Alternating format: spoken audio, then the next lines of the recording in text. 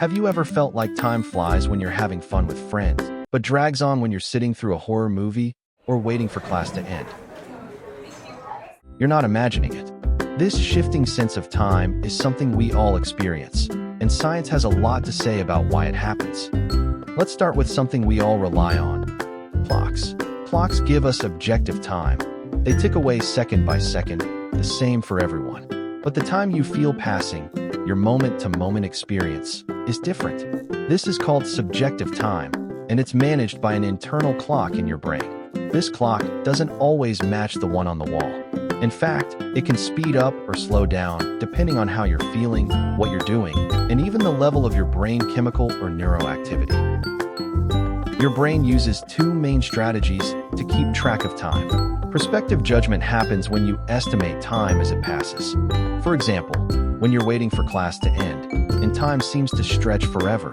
On the other hand, retrospective judgment happens when you estimate time after it has passed, like when you realize an entire afternoon with your friends went by in a flash. So what affects your time judgment?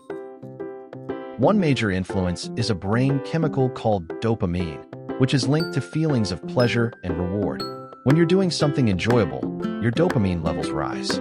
This often makes your inner clock run more slowly, causing you to underestimate how much time has passed. It's like traveling in a slower train while the real-world clock races ahead.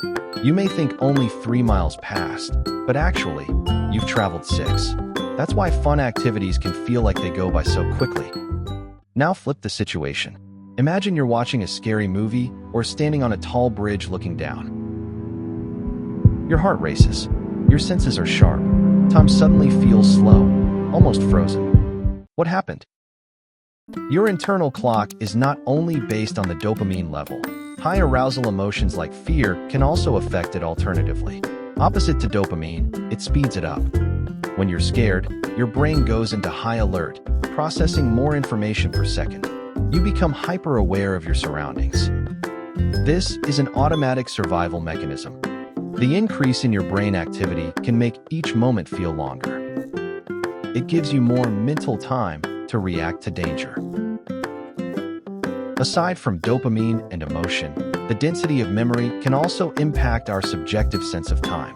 The more detailed and richer your memories of an event are, the longer it feels when you think back on it. That's why the first day of school often feels long.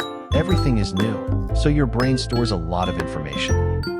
Once you fall into a routine, days feel shorter because your brain doesn't record as much. This idea is called memory density.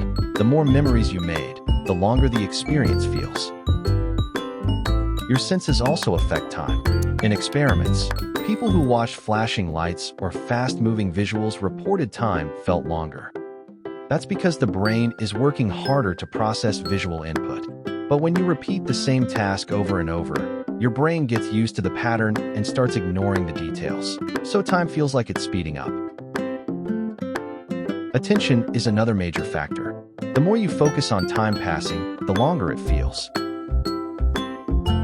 That's why when you're bored, constantly checking the clock only makes time drag.